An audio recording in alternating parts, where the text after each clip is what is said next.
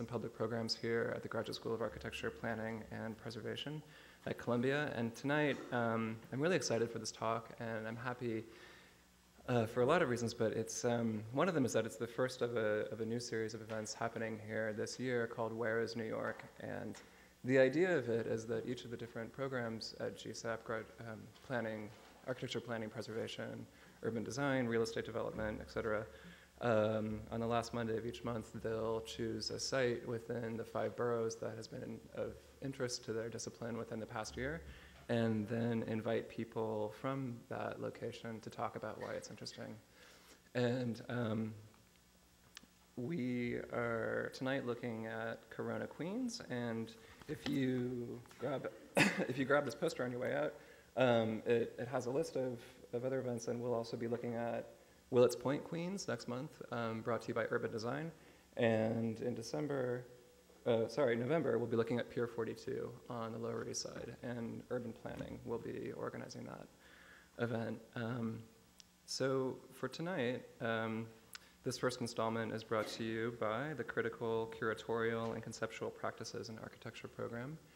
And I'd like to especially thank CCCP students Jose Esparza and Carlos Minguez for showing such enthusiasm when I brought this idea up to them. There was a hole in the calendar, and this happened. They organized this within an afternoon. They were very enthusiastic, and they immediately said that we should fill this hole in the calendar with a conversation with Tania Bruguera and the executive director of the Queens Museum of Art, Tom Finkelpearl, to talk about this project that has just started in Corona with creative time called Immigrant Movement International. And I thought it was a great idea, and a few hours later, it had materialized. And I'd also really like to thank Prerana Reddy, the director of public programs at the QMA, for her help in making that happen. We're very happy to have her here tonight, as well as Tania, and unhappily, Tom Finkelpearl cannot be here this evening. He was called away to Korea. But happily, this means that we're joined by Larissa Harris, a curator at the Queens Museum of Art. And together, I think that Larissa and Prerana have put on some of the most interesting exhibitions and auxiliary programming in New York in the past few years. And a lot of you have probably remember Damon Rich's exhibition, Red Lines Housing Crisis Learning Center, which was a history of home finance from the Great Depression to the subprime mortgage meltdown. And Larissa commissioned this when she was running the Center for Advanced Visual Studies at MIT, and then brought it to Queens in 2009. And just a few examples of some of the really interesting things that I think that they did around this exhibition was to organize town hall meetings in neighborhoods in Queens that were at high risk of foreclosure. These meetings, I think, were on the weekends, and they involved elected officials, residents, and housing activists, and these would be information sessions and ways for people to find out more about their housing security. Another example is their use of the panorama of the city of New York, which was built for the 1964, I think, World's Fair. And for that exhibition, they mapped foreclosure filings from 2008 on the panorama to show the dispersal of foreclosures and to think about who lives there and who's affected most by this crisis. And if I can take a second, I just want to read a quick statement from Prerana on that. She said, if this is okay, "We marked out every block in New York City where there were 3 or more foreclosures of 1 to 4 family homes in 2008. Of the roughly 1,400 markers on the panorama of the city of New York, only 3 were in Manhattan. That gives a sense of how disproportionate the spread was. Many of the worst affected neighborhoods in this crisis were the same ones denied capital during the time of redlining. Now we're on the other end of it, where the same people were being given capital under unfavorable terms. This is what we mean by predatory lending." So I think the Queens Museum as a municipal museum really engages the public in a lot of interesting ways, and Tania Bruguera's project is a great example of that. She's performed internationally, and she has just begun a 5-year project here in Queens. It'll move on next year, called Immigrant Movement International. And I'd like to just quickly read something about that.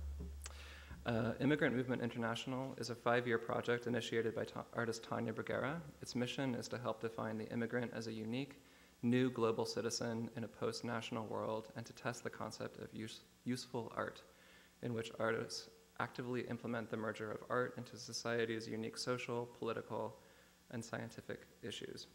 During 2011, IM International is located in Queens, New York, a borough where 167 languages are spoken and where 46% of the population is foreign-born. From its office on Roosevelt Avenue in Corona, IM International provides space for member and outreach activities by local social service and cultural organizations, engages elected officials, and hosts monthly Make a Movement Sundays, in which artists, activists, and community members come together to celebrate and build new cross-national immigrant community. To build a new cross-national immigrant community. And so we're going to hear from Prerana and then Tania and Larissa, and then we'll hear from Felicity Scott, the director of the Curatorial and Conceptual Practices program, for a discussion. Felicity is the author of Architecture or Techno-Utopia, Politics After Modernism, and the book Ant Farm, Living Archive 7. Thanks. Prerana.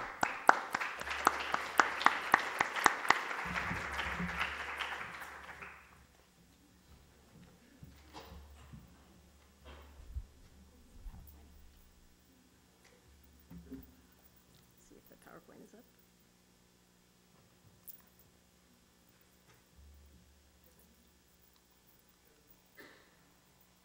Okay.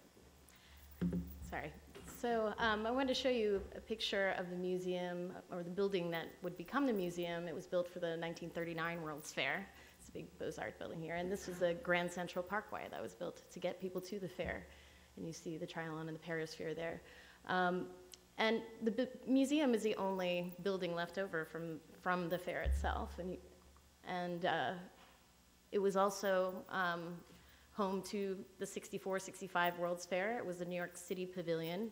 And of course, it's set right across from this kind of big unisphere that we call, this big globe that we call the unisphere, that became a symbol for the fair around peace through understanding. And inside, because we were the New York City Pavilion, this is the panorama of the city of New York, which some of you might have visited, which Gavin mentioned. We mapped the foreclosure crisis onto. But it was an amazing historical object, and one that was built by Robert Moses. It has, basically 880,000, I think, little buildings in it. And, it's quite dramatic on its own, but I think one of our challenges was, as an art museum, how do we think of it not just as an art object or a historical object, but something that lives and can be used in terms of getting our public involved with planning and architecture and development. After the 64-65 World's Fair, the building actually housed the UN General Assembly for 4 years, and this is a picture of that. And I think, I'll go back to the slide. I think it's interesting, this history, because this site and this building was really a place where historically was a meeting place for people of all cultures. And I think, interestingly enough, it's still a challenge to try and make that happen today. What is the role of this building in this history? What is the role of our knowledge of each other's cultures in this site? You can see the building is on the left at 9 o'clock. And importantly, you see the big park around. There's, the U.S., where the tennis, U.S. Tennis Center, and then what that used to be Citi Field. This is an old picture. But you see this big kind of highway that divides us from the community just to the left, which is Corona. And, both mentally as well as physically, it cuts off this huge resource. There's so many kind of things that one can do, all this public space that's there, but you have these kind of two little access points from Corona. And it's been one of our biggest challenges to kind of figure out how, through our programming, through our activities, to bridge this physical and mental divide. And there are a lot of people who use the park. As you can see, this is the US Open. It's also a place where, local immigrant communities use for relaxation, for rest, for sporting. And I think that's another challenge that the Parks Department has had, to keep up with the changing demographics of the neighborhood and to be able to respond to the needs, the changing needs of how immigrants want to use the park. Soccer fields, for example, I throw this up there as one of the biggest needs. There's not enough of these. There's not enough Spanish-speaking referees, for example. There's not enough unstructured open play time. And these are all things that, as we were starting to talk to our community members, came about. And we actually, for a time, for 2 years, had an Immigrants in Parks fellow whose job it was to act as a kind of facilitator or moderator between community and the Parks Department in terms of permitting, whether it's for sporting or cultural activities or fairs and festivals, as well as language access. That was a huge concern. So we were part of a citywide Immigrants in Parks collaborative, and we spearheaded the kind of development of some guidelines for language access for parks. And Corona itself is a interesting place because it's constantly changing. You know, the demographic shifts have been quite drastic there. And historically, there's a lot of Italians and African Americans. You can see a little bit of Italian Corona here that's still somewhat of a vestige of what it used to be. You can see the bocce court, the Salamarias, the Italian ice. It was also a place where middle and upper middle class African Americans could buy property. And this is Louis Armstrong's house. It's right on 107th Street. A lot of people didn't realize that. And there's actually quite a few African American jazz musicians and greats who lived in that neighborhood and formed this community. And recently, this has turned into a historic house museum, which you can visit. That's Louis on the steps with the neighborhood kids there. But New Corona in the last few years has definitely seen a shift from these older communities, a lot of whom were home owning, to new immigrant communities, mostly Latino, but also a mix from other countries in Asia. And even within that, you see different waves of immigration. Earlier, groups from the Dominican Republic and from Colombia, and more recently from Mexico and Ecuador. So what you see now is this huge change and this kind of melting pot of all of these different historical and newer waves of immigration. And as was mentioned in the introductory remarks, a lot of different languages spoken. And just because people speak Spanish doesn't mean they form one community. They have different class structures. Some of them may not even be Spanish speakers first. They might speak an indigenous language. There's a lot of difference in terms of the push and pull factors that cause different groups to come to the United States and to come to Queens at different times. And so even though we can say it's 70% Latino, that doesn't give you the whole picture in terms of the diversity of what's there. This is from the New York City Planning Department. These are neighborhood types, and these are kind of weird categories that are used: white, black, dominant Hispanic, Hispanic, white, and then melting pot. And as you could see, on the northern tip there, that's where we are. I don't know if there's a point. Is there a pointer here? Oh, here. So this is the park. This is Flushing Meadows Corona Park, and we're right here. And this is Corona, and moving into Elmhurst and Jackson Heights. And you could see that these kind of melting pot areas where you don't have one dominant ethnic group or racial group, are quite rare and quite rich. They're complicated ecologies, and we're blessed to be kind of located in that and have opportunities to work in these neighborhoods. These are some statistics that have come from the city as well in terms of Corona. I mean, in terms of the number of foreign-born population, it's quite high. So we're talking about a lot of recent immigrants, as well as a huge population for whom English is a second or other language, or who are not English proficient. So language access, and for us at the museum, that becomes very important. How do we do programming in various languages besides English? And how do we use our programming to support their learning and appreciation of English, or their ability to deal with English-speaking agencies and institutions? And of course, there's definitely a huge education gap. Corona has some of the most overcrowded schools in the city and the country.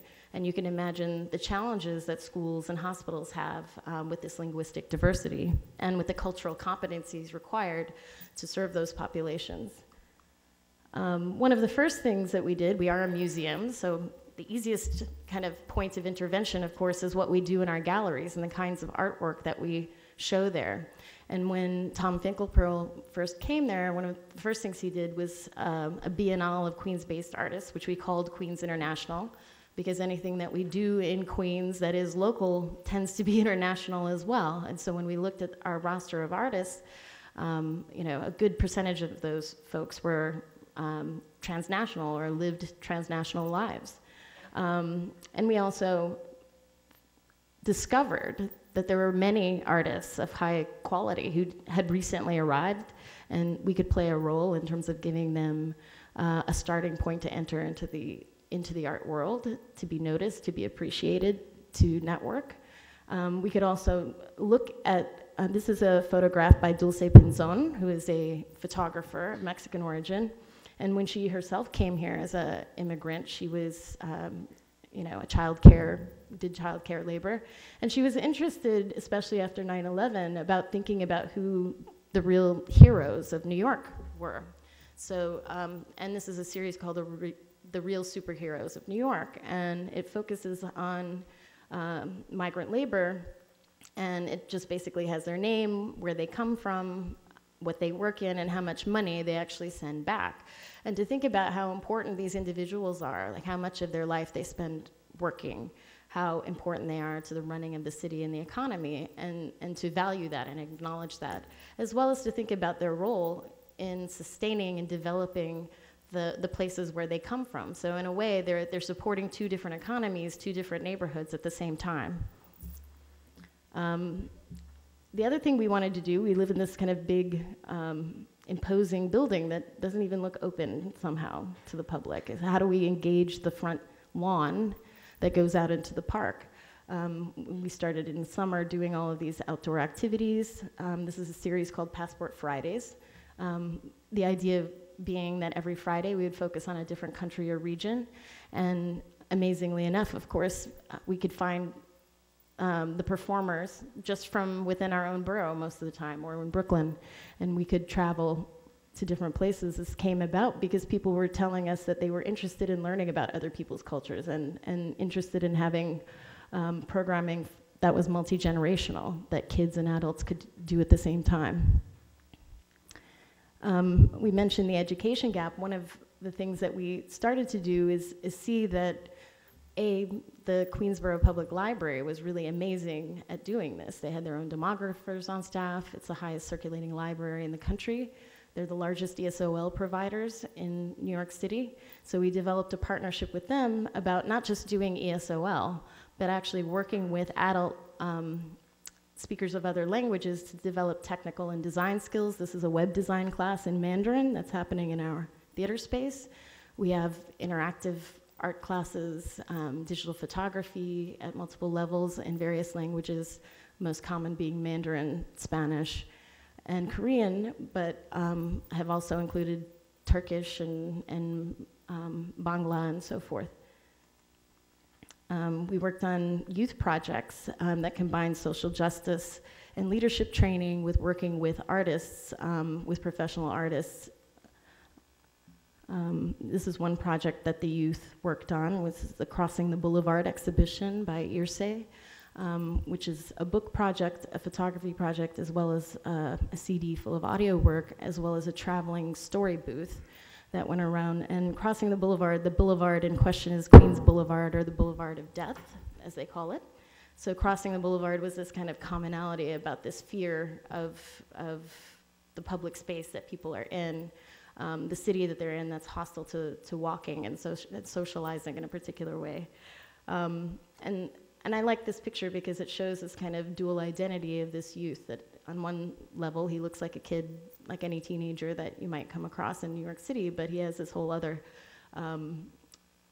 heritage and culture that is very much a part of who he is.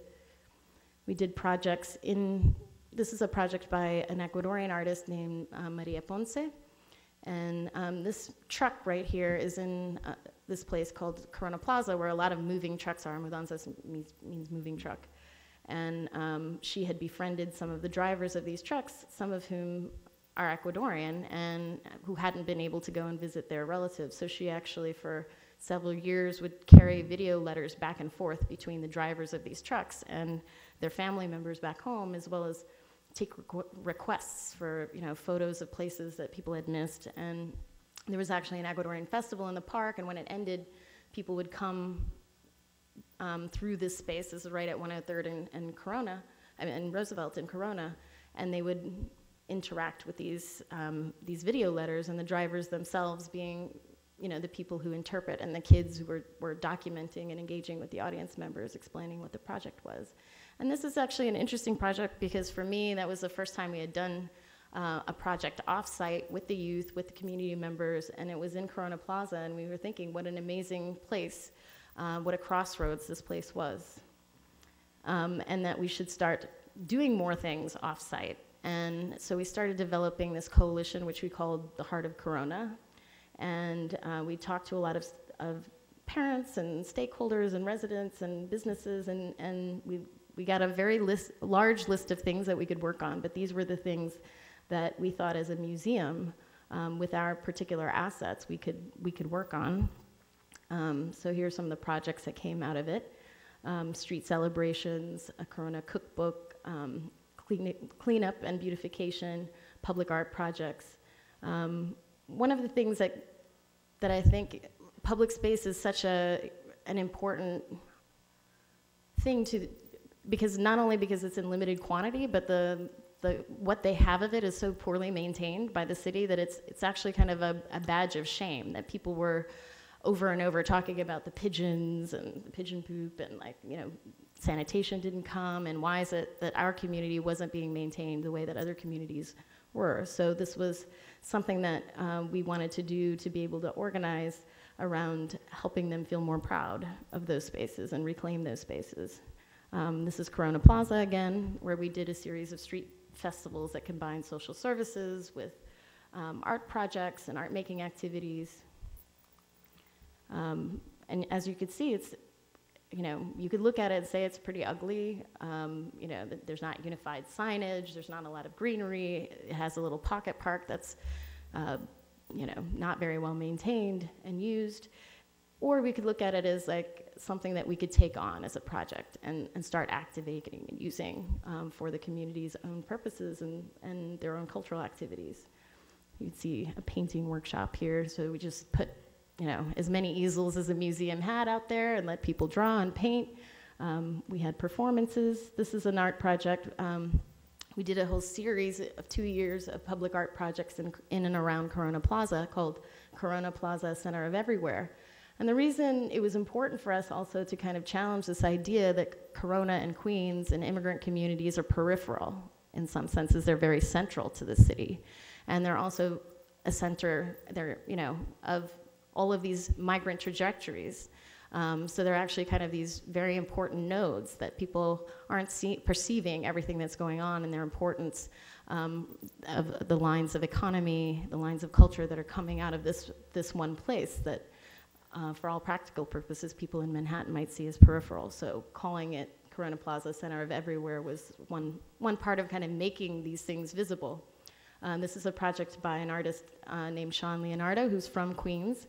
He utilizes lucha libre performances to talk about masculinity and in Latino culture. He, you know, there was this one-day event which was him battling an invisible opponent, but which is it's performance. It's a physical performance, a choreography, but it was everything leading up to that made the project interesting, like creating an identity, hanging out in the barbershops, doing wrestling workshops with school kids, doing this big poster campaign, and it was like he was creating a whole persona, and he was developing all of these relationships and talking to a lot of people in the neighborhood, and that's, for me, what we really wanted. Like, these projects weren't about creating a sculptural object to put in the community, but about how do we have artists create interesting dialogues and provide knowledge for us as an institution to start working on new projects, building on the relationships as artists are making one-on-one or with other organizations.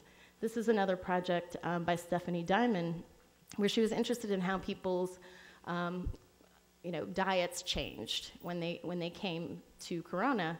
And so she did a whole series of kind of events with kids, with families, about what they eat, and collecting recipes, having dinners with people in people's neighborhoods and homes, and church basements. And she would go into supermarkets and ask people what was in their cart and so forth. And she created this newspaper circular. It looks like basically what the specials at a supermarket. It's called "This Is What I Eat," and it had images and information about that, which then was actually put in your bag when you shopped at local markets, and was in kind of these like free newspaper kind of bins all around. And the idea of that this is art was also interesting to talk to our community members with, because it's cheap materials, it looks like something commercial, it's given away for free. And what's art about this? And having a discussion, with people who participated in this about the art of social relations, as my boss would put it, or public practice, or whatever you'd like to call it, was really an interesting one to have with people in our community. That what was hanging on our walls was art, but this was art too, and this was an art that was important to us, and an art that would connect people, hopefully. And it also tied into another project that we did later, which was a cookbook of the neighborhood, where we invited nutritionists and so forth to actually look at what people were eating and make suggestions. So it actually became this kind of public health intervention, as well as a oral storytelling for the various community members, where they came from, the foods that mattered to them, and so forth. This is another project that was in the Western Union at Corona Plaza. So thinking about this place that people used very regularly in the community, and thinking about how one could take advantage of the fact that people are standing in line every week at this place, and how could you capture them? How could you get people to work on your project, to see things? This is a project by Hector Canonge about the border wall. So he actually built this kind of wooden wall, which actually made the narrow place even narrower, but there's peepholes at different areas, and if you go in one direction, you'll see the US-Mexico border. If you go in the other, you'll see images from the other side. But the walls on the side of the Western Union were also covered with like messages, people talking, you had invited kids and people to talk about how the border affected their lives. So it became this wall that, is no longer this commercial space, but is actually kind of a space that reflected on neighbors' thoughts. And some of those messages then would be sent along with the MoneyGram to their relatives. This is another project by Mike Estabrook, where he created a mascot, or like a little hero for Corona. This is La Coronita, and Corona in Spanish means crown, so hence the crown. And he collected stories and created a weekly comic strip for the neighborhood, and did a whole animation series with this character acting out fantasies, and specifically locating them in places in the neighborhood, and this little wooden character would then be located in that location in the neighborhood that somebody spoke about. So a way of marking how people use space, what happened in those spaces, how certain spaces were important to them. And this is a space about the culture of beauty salons and barbershops. So this is Lynn and Lamb's project, and they actually gave free haircuts. One of the artists, when she first arrived, was a professional haircutter. So it was another kind of listening project, like thinking about how hair salons function outside of just a place to get a haircut, but actually as a kind of therapeutic space, as a social space, where people find out information, where people have political arguments, and all of those kinds of things, and to document some of that. This is a pushcart project called Pimp My Paragua. So taking these two kind of stereotypes of a Latino immigrant, the kind of humble food vendor and the kind of, pimped car, kind of gangster look, and then combining it. So you have this like really beautiful object, which is totally functional, and he sold ices as a performance. And this is a tradition in the Puerto Rican community since the 20s in New York City, the Parago cart. But it also, has various kind of counterparts in a lot of different Caribbean cultures. And so to bring that back and have this like amazing thing that would attract people, he also talked to a lot of other vendors to talk about what issues they were facing in terms of police harassment, in terms of making a living in that neighborhood. And so it was, again, another listening project, but one that actually involved the making of this beautiful, piece of sculpture in some ways, that, which he handmade with fiberglass, and he worked with local hip hop artists to create a soundtrack and a video that would play, and he could change the music depending on who was around at the time. And at the end of it, those same mudanzas trucks we used as for the finale of the projects, all the documentation, because these are projects that developed over time. And they built up depending on kind of interaction with the community. And so the documentation of all of that went into the back of these mudanzas trucks, which are now turned into galleries, gallery spaces for the community. And there's a mariachi group there who composed some songs based on the themes of the projects. Here's a cookbook that I mentioned. And then we're also like trying to move into doing some more organizing work. Are there locations in the community where we could bring together our partners? Following the town halls for foreclosures, we met with some people, Rebuilding Together NYC and Neighborhood Housing Services. They participated in those town halls, and they were interested in doing some free home renovation. They were trying to find a location to do it in Queens, and so we were able to identify 107th Street, which is the same street as the Louis Armstrong house. And that street, in a way, encapsulates what I was saying before. It's this historic African-American kind of street, but now there's more Latino immigrants and Chinese immigrants who are there, and they really hadn't done any organizing. They really hadn't reached out to the people in their own block about why this site was so important. And utilizing these kind of free services became a way for them to approach their neighbors. And now they actually have an educator, a Spanish-speaking educator they never did before. And the way that we were able to do these things is that we have a full-time community organizer on staff, and we've had one since 2006. This is not something, I'm a programming person, and I'm an activist myself, or I think of myself as one, but it really requires someone whose job it is to be out in the community, to go to spaces, to go to meetings, to have an open door policy for organizations who want to use our space or who need help. That is a particular set of skills that is often different than what most people think of when they think of museums, but it's something that we've been committed to and has made a lot of interesting art projects happen, as much as they've also been able to work with community-based organizations. And this is a mural that we made as a kind of finale there were 7 homes that were renovated in the course of a couple of weeks, and then we had a big community event to mark that, and with the unveiling of this mural, because this mural also marks a space across the street from the Louis Armstrong House, which will be a new visitor center and live jazz venue in a few years.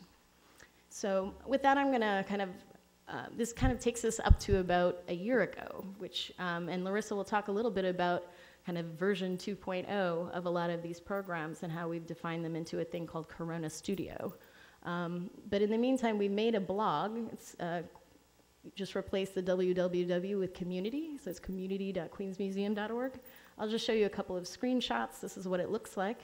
And it's a kind of older version, but it looks roughly like this. And it's a way for us to share with people, not just our community members, but others in the field, our own experiments in terms of community engagement, especially with immigrant communities. And this is a social network that's also part of that site with working groups and people in the community who are in that working group. So that's it. Thank you.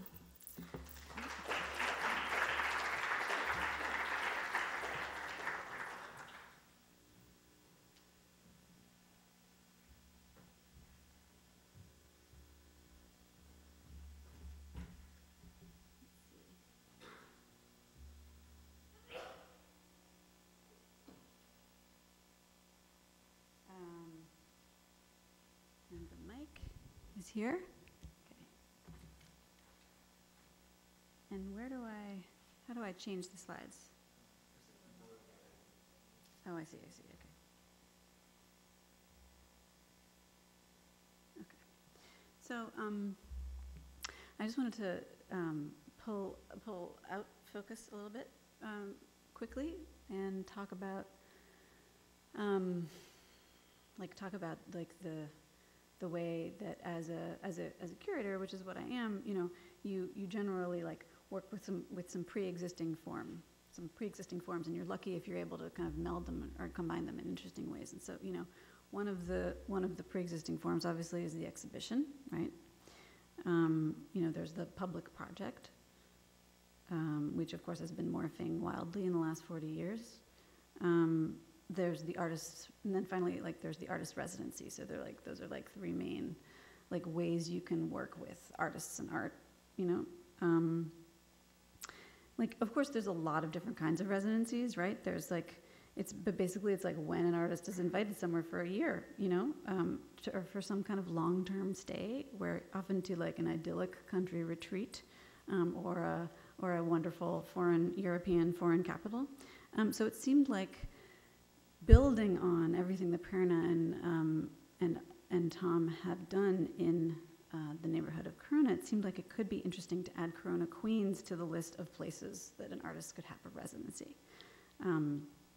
So as luck and granting opportunities would have it, this year and next year we've been conducting this grand experiment, which is to establish a long-term production-based artist residency in Corona,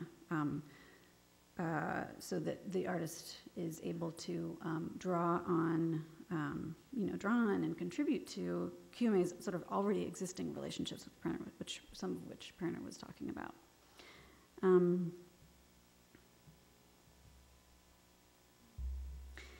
So it turned out.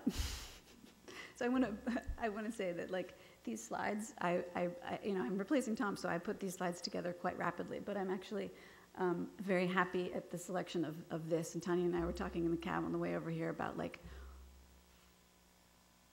just come out, Corona, just come out, just come, and so this is something that she has on her email signature. So I was like, okay, I'm just going to cut and paste this and put it in the slide, and that's going to be my slide to represent Immigrant Movement International. So at the same time as we were thinking about this possibility of making a longer term of providing the opportunity to artists to have longer term engagement with this fascinating Corona and Queens community, Tom Finkelpearl, Prerana's and my boss, and Nato Thompson, who's the chief curator at Creative Time, were both actually in touch with Tania. And when Tania responded to, correct me if I'm wrong about this origin story, but when Tania responded to Nato's invitation to suggest something she'd like to do in New York with Creative Time, she said she was really, really interested in immigration, and I'll let you go into detail about that. But and so it made all the sense in the world for Creative Time and Queens Museum to partner up. And we actually wrote a grant for this idea, not specifically for Tania, but for Corona Studio, and we got it. And so we were able to, partner up financially with Creative Time to host her here for a year. So she became our guinea pig. And we are so grateful to her for being our guinea pig, seriously. So she's the guinea pig of Corona Studio, and we knew she could pull off a long-term project because she actually ran a school in Havana for 7 years, and which Tom had actually observed and interviewed her about. And so for her time in Corona is actually the first year of a five-year project, which will continue elsewhere. So maybe I just wanted to give you a little bit of context for this interest of mine, and also in general of this idea of the longer term. So this Gavin kindly mentioned Damon Rich's project, but this is one piece from that project. So first, my job before the Queens Museum, as Gavin said, was running a very small residency program at MIT, in which all we did actually was produce new projects, one a year. Sometimes they took longer than a year. Most of them took longer than a year. So inviting artists to play with or against whatever ideas or resources we could drag out of MIT as an institution. And Damon's Red Lines Housing Crisis Learning Center came out of this program. And then when I brought it to the Queens Museum, it was with Prerana that it leapt back through the doors into the city, and also onto the panorama.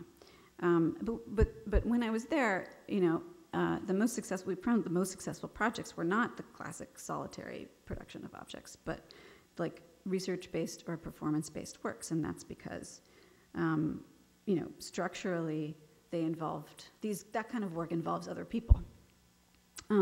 But also because part of the motivation was not just to produce a work, but we felt, and this is related to what Prerana was saying, but we felt that the process of it and the relationships built during the creation of it were part of the art.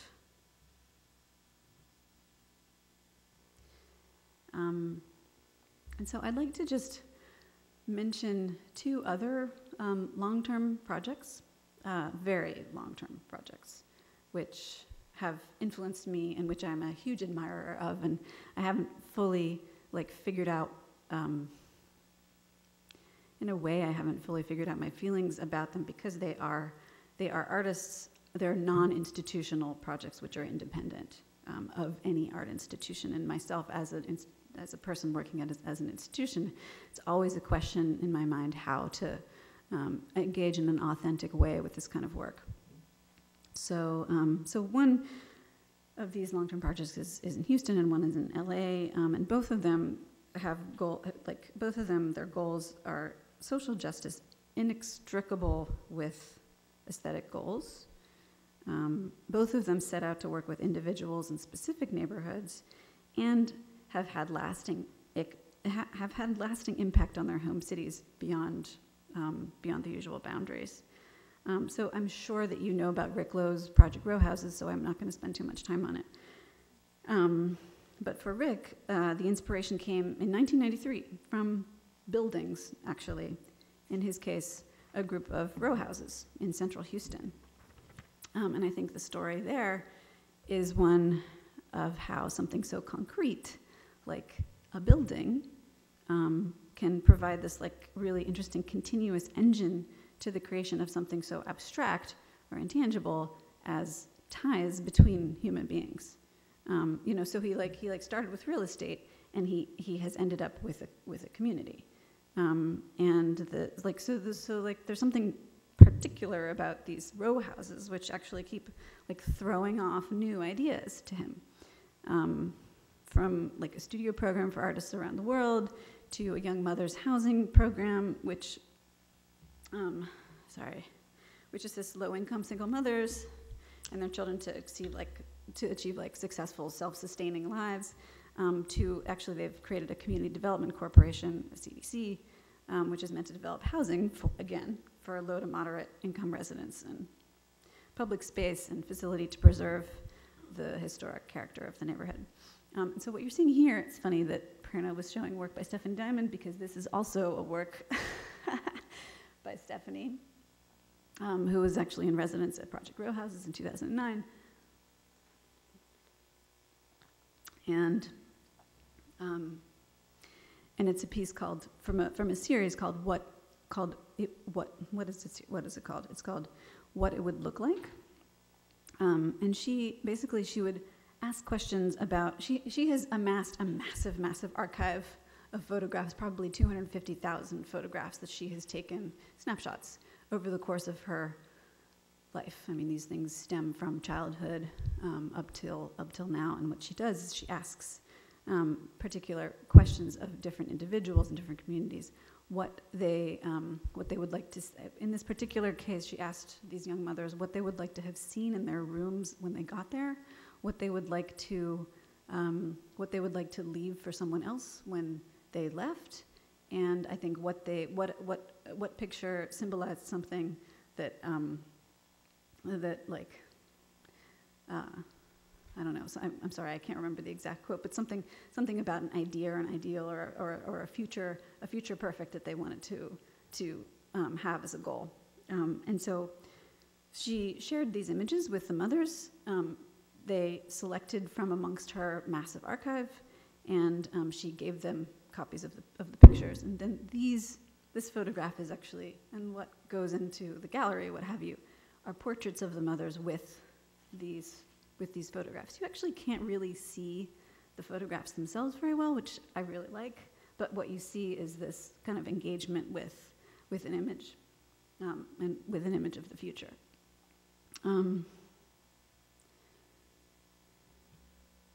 So unlike Rick Lowe, who started with a place and basically nothing else, the performance artist John Malpede started with the ultimate no place, which is Skid Row in Los Angeles.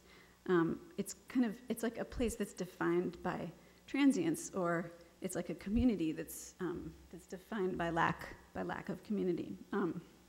So on Skid Row in LA, there's about 17,000 homeless people, and single-room occupancy hotels, social services, charities, etc., that serve them. It's like extremely concentrated. It's more concentrated homeless population than anywhere else in the United States. In 1985, he moved from New York, where he was part of the performance scene, to LA, and he got involved in homeless advocacy, and he ended up starting a performance group called the Los Angeles Poverty Department, or LAPD, right where he worked, on Skid Row. And the members of the group were all homeless or formerly homeless people. So these performances became, these performances were workshopped, experiential, like wild and Artodian experiments in the early days, when the place really was nothing but its people. And then as it has evolved, and it's still going on, so from 1985 until now. So as it evolved, LAPD began to address this even more complex recent landscape of, again, real estate development. Because real estate interests now actually, again, threaten to engulf even those forgotten and nameless blocks called Skid Row. There's only one slide, but doing that, they've gone towards these like large-scale outdoor movement works, a project called Skid Row History Museum, which is like a temporary museum showcasing the people and history and events in the area. They even developed a policy paper with the Urban Institute and Americans for the Arts. And so now, from like a group of homeless people and performance artists in the back room of a legal aid office, LAPD has actually helped create and recognize and change the perception and the reality of Skid Row, both on Skid Row and in LA. What you're seeing here is a shot of a project from 1991 called Call Home, which is a performance, but also an installation, which involved a free telephone on the street, which anybody could use to call home.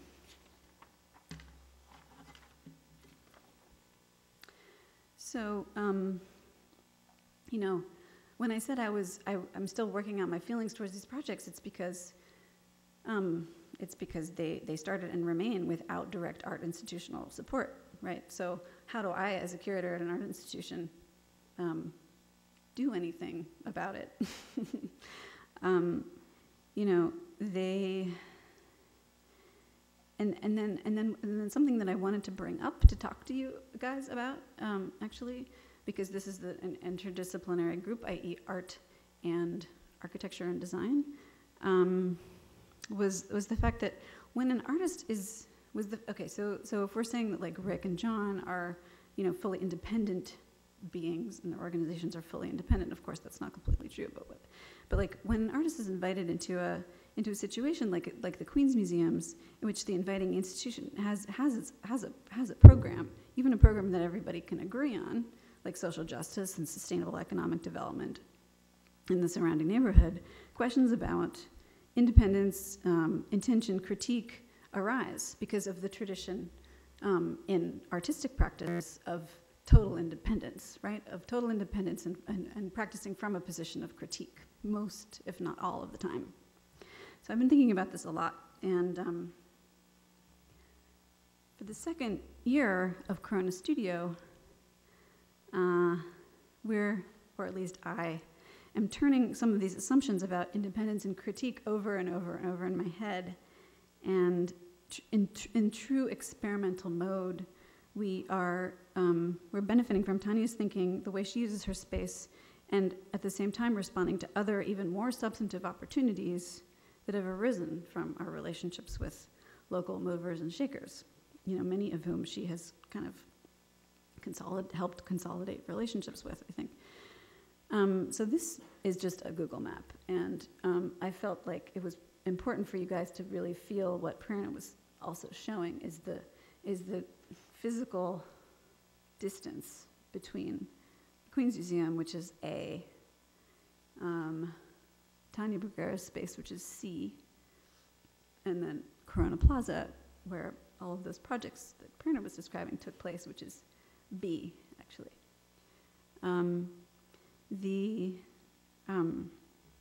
So you've seen pictures of this little park called Corona Plaza in Prerana's presentation. It's like a mini park, and it is covered with pigeon droppings, and there are, the mudanzas are there, and it's right below the 103rd Street stop on the 7 train, and which runs practically all the way above Roosevelt Avenue. You can also hear the 7 train like every 7 minutes in Tania's space. So it's like your thoughts are interrupted regularly. It has a really intense feeling to it. So Julissa Ferreras, who is the city council member for Corona, East Elmhurst, and parts of Jackson Heights, who Prerana has worked with closely for years and who has been a frequent visitor to Tania's space, had actually asked the Queen's Museum to develop public programs in a non-permanent architectural form where these programs could happen for Corona Plaza. And this is a really fascinating opportunity because in this way, rather than a kind of traditional contemporary art production model, which is a unthinking, well, not unthinking, but like a total dedication to seeing whatever vision is proposed by an artist through to its end. This format would be closer to something that maybe is closer to how designers and architects work, which is in which there are clearly stated needs and guidelines that one entity issues to another, and that creates a kind of partnership, and both move forward together. So let's see. So the second half, the other half of our grant from Rockefeller, actually, I just want to mention this, is to develop an MFA in what is now called social practice with the Queen's College MFA program. And this is just a student-designed website that just got off the ground. There's a call for applications. I think the due date is October 15th? For the spring. You guys should all apply. Yeah. And then there's a pilot, and there's actually a pilot course being taught in spring 2012 by two of our main partners there in the MFA program at Queen's College. Greg Chalette is one, and Maureen Connor is another, and an urban planning professor named Terry Hum at Queen's College, who has done a lot of really, really fascinating work on immigrant economic structures in Corona in particular. So because Immigrant Movement International has demonstrated such a rich how the site on Roosevelt Avenue can be so rich, and Tania will talk about this a little bit, we might actually extend the lease on that space and bring all the elements that I've been talking about together under one roof, which would mean like the next lead artist of Studio Corona, a place to develop the programming for Corona Plaza, which might be one and the same, the Queen's College class, and even carry on certain programs that Tania's initiated. So that's the next phase in our grand experiment.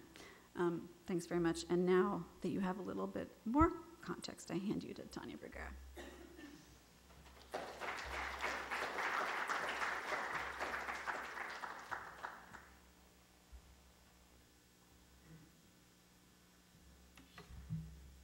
going to turn this there because some people might have crazy light in their heads. So, thank you for inviting me. I'm very scared because the combination of people in the room makes me nervous. But we'll see if I can fulfill some people's expectation or not. So I'm going to start by putting something here on the website. Let me see if I can do that. 1 second.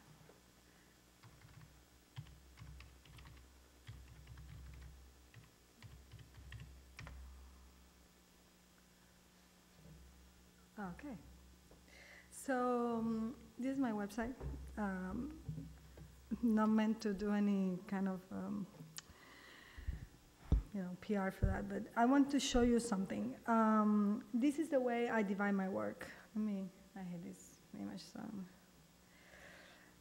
So this is the way I divide my work. I divide my work between long-term and short-term.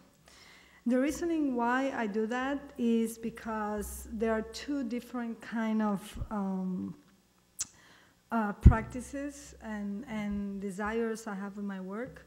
One is the so-called short-term is kind of work I do for so-called the institutional framing of the art world.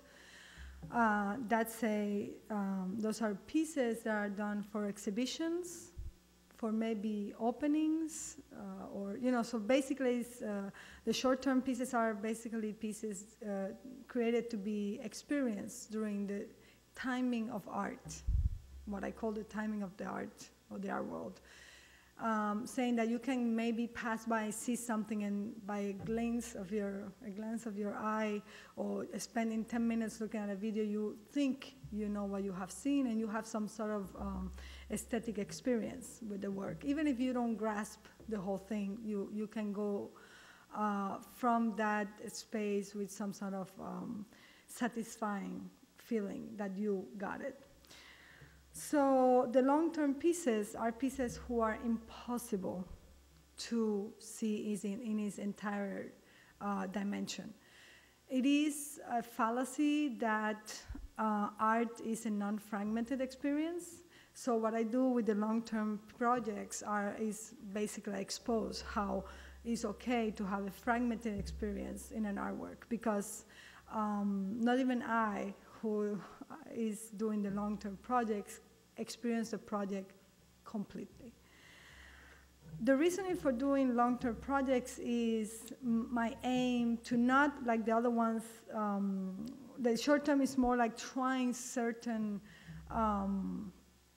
experiments. I use experiments. I want to see how this happened, how that happened, if I do this, how people react, and so on.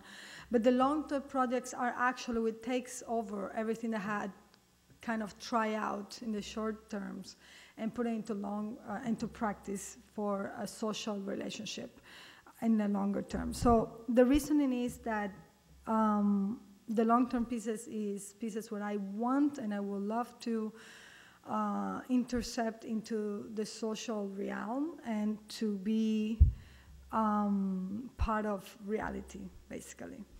So the reasoning behind that decision is because I come from Cuba, and in that place, the responsibility of an artist is very much one in which you have to work for the others. And the others in Cuba means not somebody from a different color. It means somebody that is also you. And basically, one of the things that happen is like there you are taught that art can change reality. And this is the biggest ever discussion in the art world. Can art change reality? So with the long-term projects, I want to see and try and see how that can be possible or not. And failure is fine in long-term projects. So okay, let me go to, usually those projects last from, from 5 to 7, 10 years. So I have done Tribute to Ana Mendieta with 10 years, Cátedra was 7 years, and now this one hopefully is 5 or more, we'll see. So let me see if I can go to a website. Maybe not here, 1 second.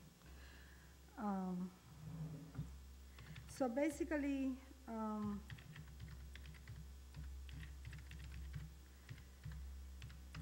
basically, the idea, in the long-term project, there are a few things I had to redefine to myself. One is I'm not an author of anything. I am an initiator. And I think that's a very important concept I want to use. And the reasoning for that is like, what we have done in, actually it's funny because I have your stuff up there. Right? What we have done in Immigrant Movement is, it is a collective effort, but collective for real. Like I can be maybe the face, it's Tania's project, but half of the stuff we have done are not being created by me, are not being thought by me, but I'm kind of the person who processes everything and like, decides at the end or, get excited about something or get people excited about something. So basically, initiator is a way to say that you came up with an idea, but you don't own the idea, and hopefully people will take over your idea at some point. Hopefully, if it works properly, you will not be any longer in charge. So the other situation we have in the project is like distance is a mental defect because people can travel to Taiwan, to Turkey for an exhibition, but goddamn, they cannot take the 7 train to go to this place. So I don't get it. So I think it is very important the way in which people have draw a map of the city, a mental map of the city, where they have put a lot of, stuff in that stop at the 7 train and at Queens, and they have their own projections. So I think it has been very interesting to be abandoned by the art world at a certain point. Although, yes, I know because we did an event where 130 people came at the beginning, and we might do one now that people come back. So it's interesting to see what the art world is interested to see or not. And this is one of the challenges of long-term projects. When you go into the real and when you go into trying to do something with people who is a different ecology, it is very hard to put up these two audiences together. And one of the reasons might be that in the long-term projects there is no concept of audience. So one of the things that might happen is that the art world people are very trained, maybe mostly, to come and see something, to come and consume in a certain ways, which is not what is required for long-term. Long-term, there is no way to be other than to be part of. So that requires a commitment by the part of the audience that is hard sometimes to get. The other thing that was interesting, is that the other 2 long-term projects I've done has been independent. So I did it on my own, and this is the first time I work with an institution. So it has been challenging also at certain points, and at a certain point had become a little bit of institutional critique without wanting it to be. But in another way, it has been very much informed by the actual work Prerana and Larissa were showing before. So basically, we have done a lot of events. We have done a lot of events that came up from the previous programming that they had. And the reasoning for that was that once we put the sign outside, when we put the sign saying Immigrant Movement International, expectations were happening in the neighborhood. And my original project was transformed because the need of the place I was in. So I think that's very interesting too, the fact that long-term projects needs to be open, to be reevaluated at any point, and to be redirected as well. So one of the biggest challenges, we did a lot of events. We did, United Immigrants of America Barbecue, that was very popular in the neighborhood. We do a lot of the same services a lot of people do, meaning we do like immigration services and workshops. We do the Paper Orchestra event, which is amazing, which is a project also that Queens Museum put us in contact with. And at the same time, we do stuff about art, but trying to consider useful art as our main point of view on art. So one of the main problems I had to encounter as an artist is how public space is many, many times seen as amateur. You say that in English, no? Amateur? Amateur, like not professional space, like a non-professional, see. So how much public space is seen as an amateuristic or an amateur space instead of a professionalized space. And this is something as an artist I had to deal with a lot, also with the people coming to the space and also with me as my expectation as an artist, you know. How can you negotiate giving people in that neighborhood what they need to a certain quality that if somebody else in, let's say in the art world or a different training comes in, can see it as something that interests them. So that has been one of the biggest challenges as well. The other thing is that is very important was at some point to understand that there will be no images of the project. This is why I'm putting the website in. And I hope you guys can navigate the place. The website has a lot of sections like resources where you have a lot of information. If you are somebody looking for information on immigration, something on education, and so on, you know. Art and politics, legal, medical. But we understand that 90% of the people we work for do not use websites, do not go to the internet to search for the problems or solutions for the problems. So we actually try to be extremely open to whatever people brings to us, try to solve it. So basically we're seeing art as a solving problem place, let's say. And it's funny because Elliot is here, he's our photographer, and he's doing a great job making those images more beautiful. But, and some of his images are in this website.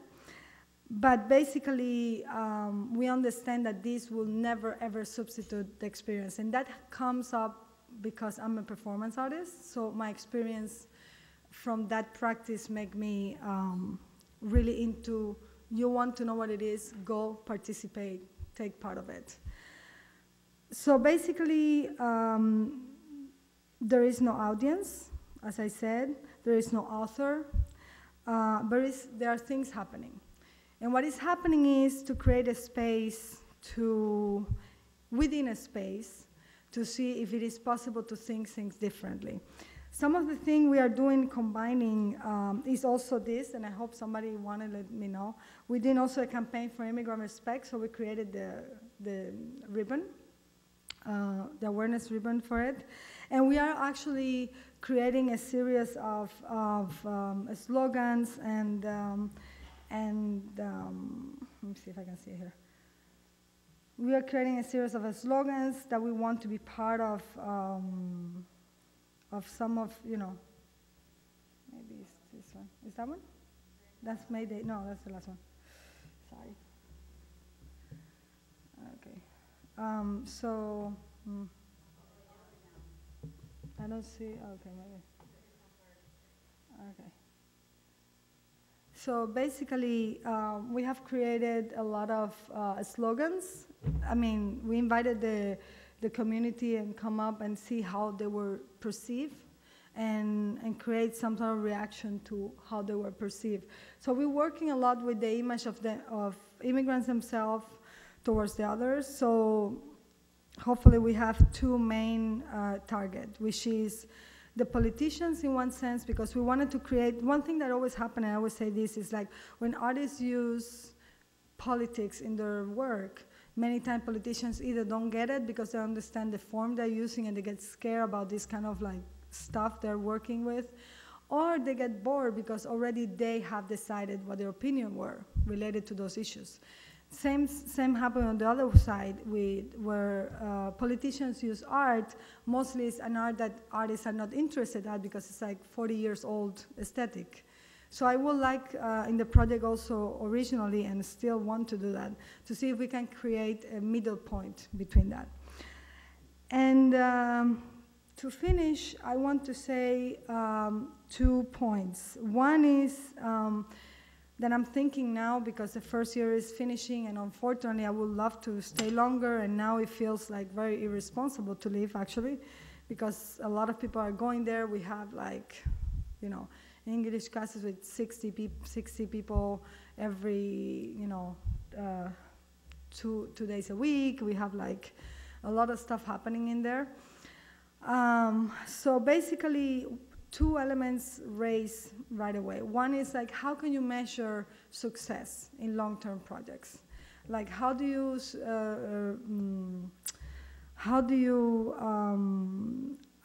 make something accountable? You know, how these long-term social projects can be accountable?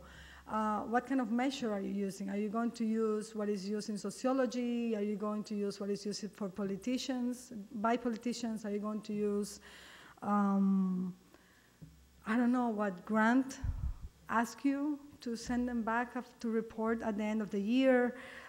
So this is something that is extremely interesting to me, like understand what is a success. And for me, to be honest, the success is like, for example, the other day, this woman came in. It's very simple. A woman came in, desperate. Her husband was taken by a policeman. She saw that happening. She couldn't find him. How many days? Like 4 days or 5 days had happened. She was totally like a wreck. She came in, she say, somebody told her to come there, and then we find the husband, and we went with her to the police, like 2 hours away from New York in this this prison. It was not a detention center, and finally she could see her husband. You know, I think for me that's a measure of success. Can be whatever you want, but it's what I'm working towards, you know, like making something small, but at least happening. So, but it's interesting maybe for the discussion to see maybe what your opinions are about that. The other thing is that at the end of the first year, it seems almost impossible to stay another year, because, you know, I was too busy working, so I couldn't make some grant deadline for next year. And, you know, it's happening that way. So what I'm thinking is that long-term projects should be, at least in my case, maybe I can share that with other artists, but in my case, what I want to propose is to be perpetuated or happening in the farther, you know, in the longer term. If you cannot do it yourself, just create do like Creative Commons kind of instructional slides, give away your project, making sure that there are certain points that you guys have to agree with whoever is going to do it. But you know what, just give it away. Give it away and share and make it reproducible.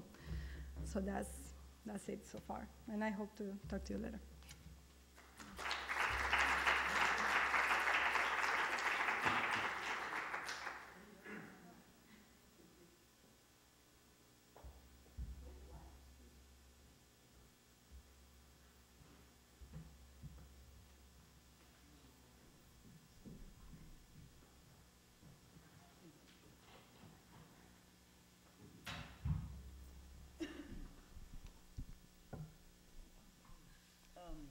I'm Felicity Scott, and my role here is as a moderator. So, I mean, I do have a couple of things I want to put on the table by way of sort of initiating this discussion. And in a way, the remarks I want to make revolve around a point Tania only really made in passing about useful art, which has been one of the key sort of tropes of your work or ambitions of your work. And at one point she made this fantastic reference to taking Duchamp's fountain back into the bathroom. Yes, like this sort of figure of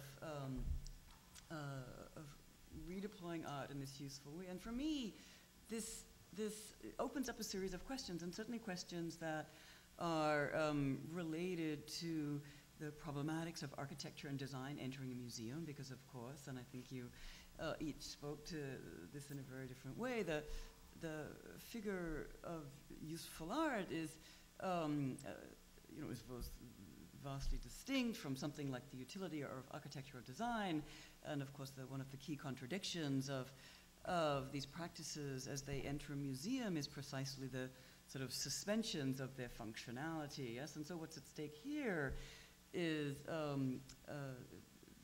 driving something radically different, because it's not, of course, design or that type of function that's at stake, but something radically different. And so I wanted to, one thing that really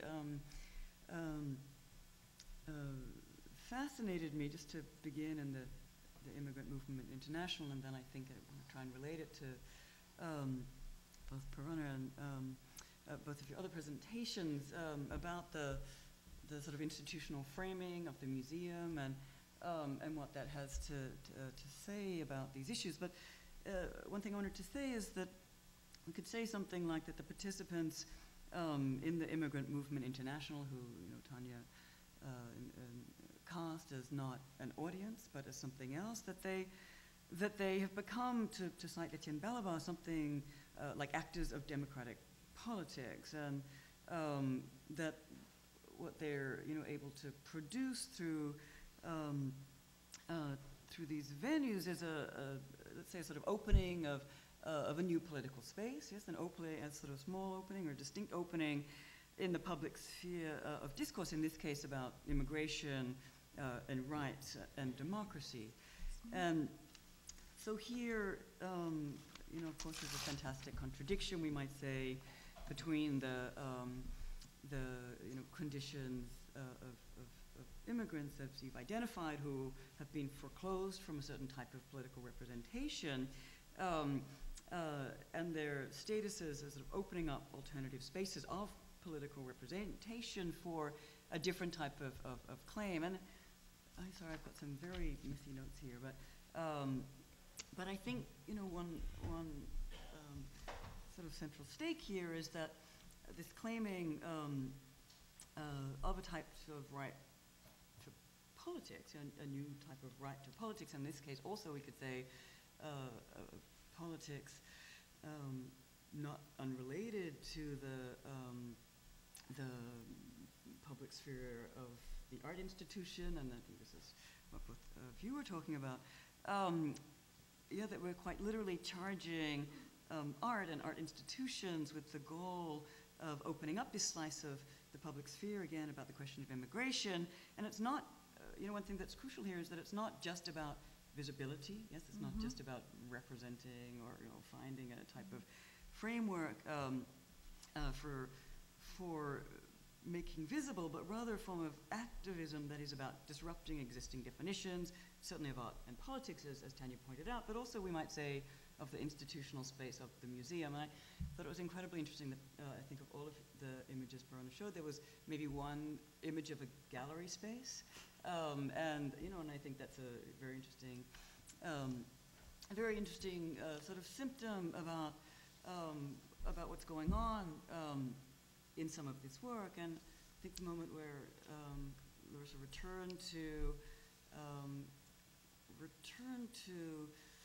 this division between the inside of the museum and the outside by showing the Google map and beginning to ask, what it was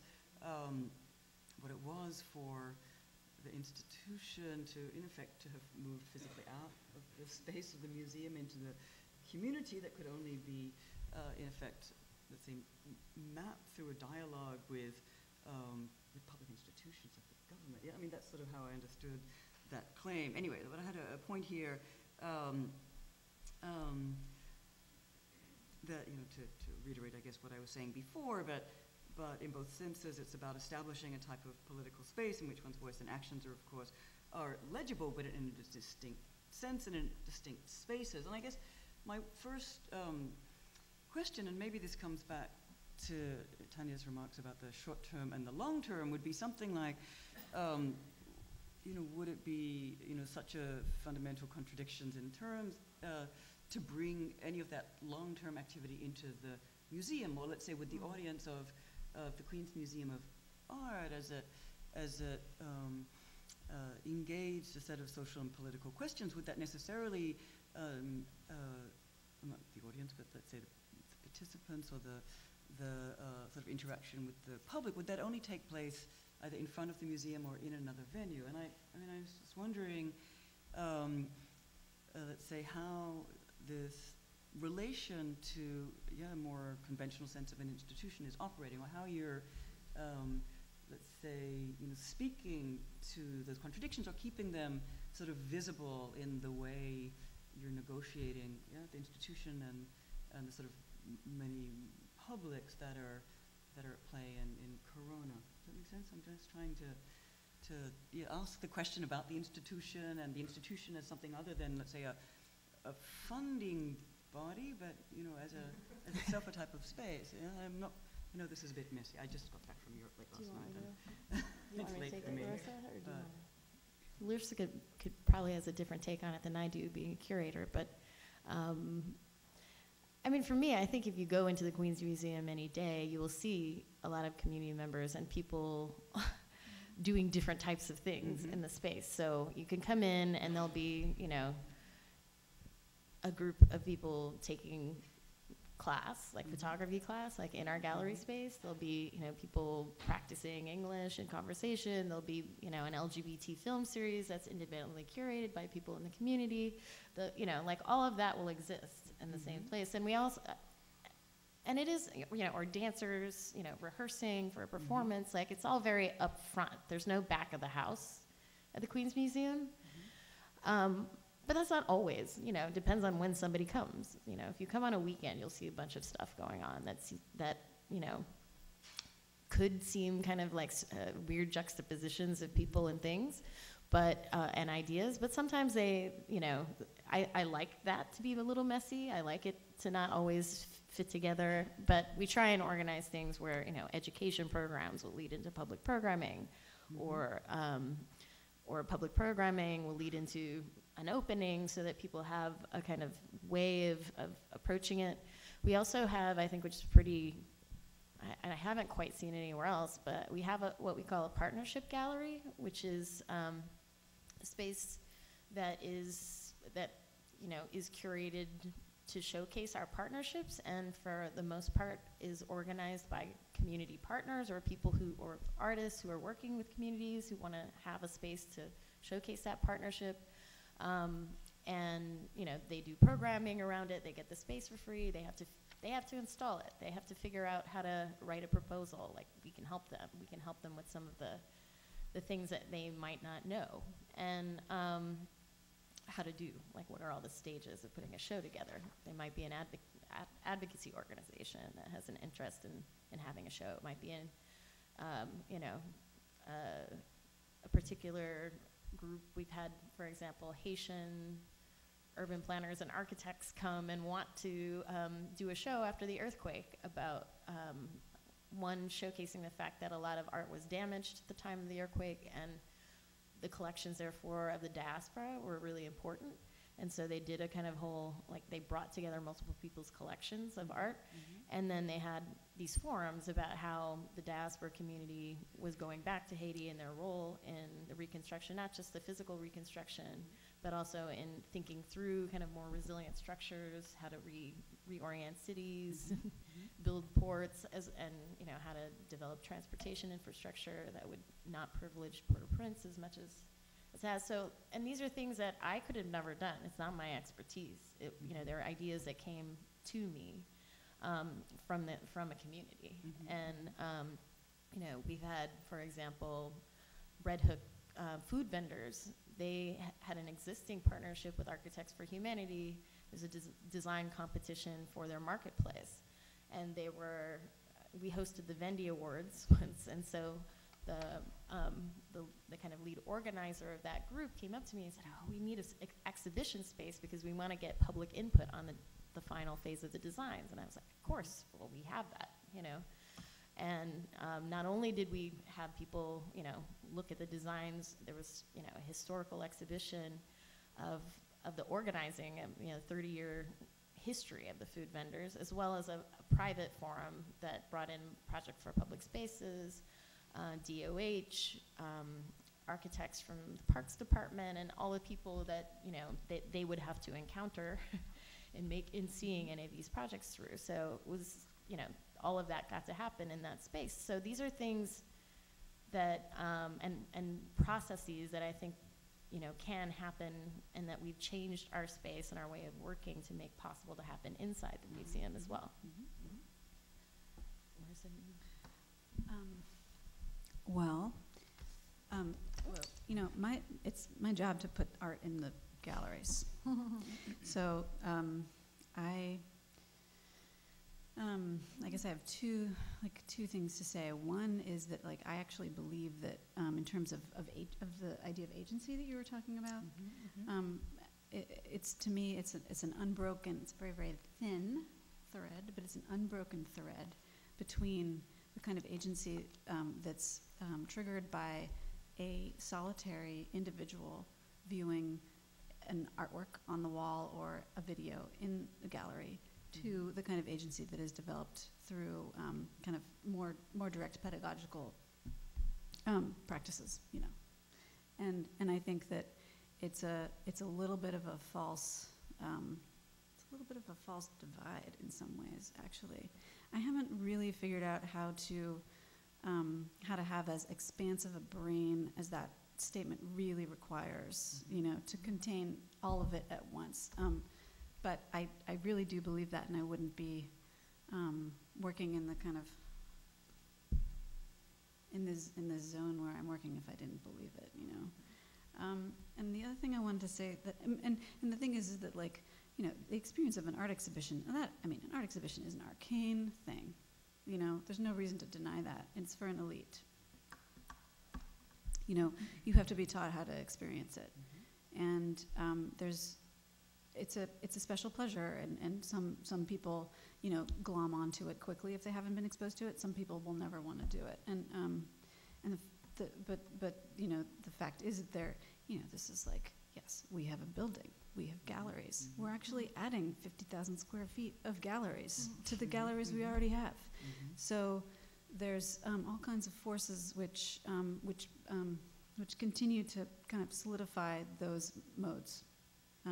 And, you know, so, but it's one of, you know, the most recent grant that I wrote to the Warhol Foundation was to do an exhibition of the Los Angeles Poverty Department.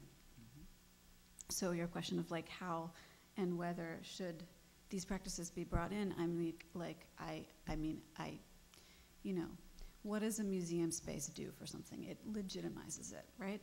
It puts it all together, and it allows time and space to tell a story about it that's coherent.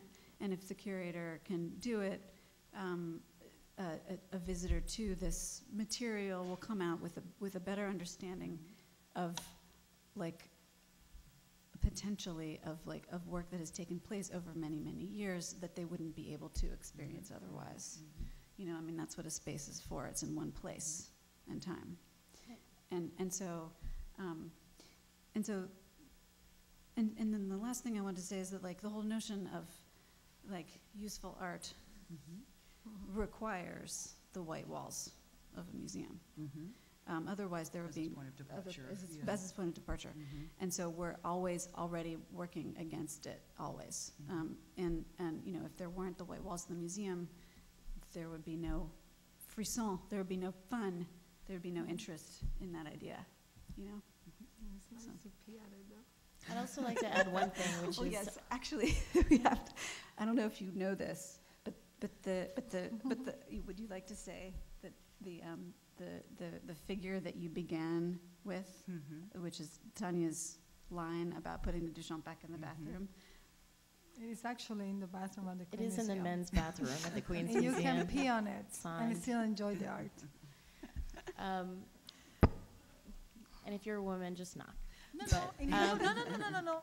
Correction. If you're a woman, you have to go through the bathroom and, you know, be transgressive, because Duchamp was a misogynist. So you have to deal with that too. I also like to say there's an interesting factor of the blend. In some senses, I'm not a curator, and I'm not trained that way. But working with partners, like putting shows up, I do quite often. And I do work directly with, artists like Tania who work in the community. And the Corona Plaza projects actually were my department's projects. And I hired a separate independent curator to work with me on those projects. So there are these weird things. And right now, my community organizer also is a kind of cross-departmental hire. He also works with, Larissa, because Corona Studios is melding between curatorial and programming, and where does one meet and one end? I think, and Damon's project is a good example of that. There are these physical things that, are in our gallery space, but, when does it become a learning center instead of, the learning center happens when there's people in it. When there's people in it, and if I have to bus them from Jamaica and I have to talk to those organizations to think about how it would be useful, what other spaces in the museum they could use, what are their campaigns, what are they working on, how do I relate to it? Like, that's when it becomes a learning center and not just the physical, like the set for one, Right. Not just, exactly. And, not just right now, items. we have a set of photographs by Andrew Moore called Detroit Disassembled, and in and of themselves, they're beautiful objects that show the decline of industrial Detroit and the decay and the arrival of nature back into this industrial framework. But why should someone look at that? What does it teach us? What does it have to do with New York? What does it have to do with other cities? How do we get people to address these concerns? And programming has a big part. We actually discussed, there's very few people in Andrew Moore's photographs. Yeah. So where is the human element? Do we then do another exhibition that shows the people?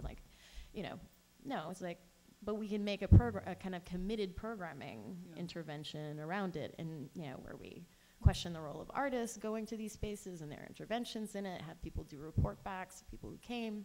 We have Willits Point next door, and we have a group of artists going there to document Willits Point as it is now before it becomes redeveloped, which is the subject of next month's thing. So, but I mean, all of this is connected to what's happening in Detroit as well. It's not just we're going to contextualize Detroit and I'm going to show a bunch of documentaries about Detroit or something. It's like, what does Detroit do for us? Why is it important for a New York audience to engage with it? Is a much more interesting viewpoint, and also to get people with cameras and thinking about the relationship between photography and architecture and urban research.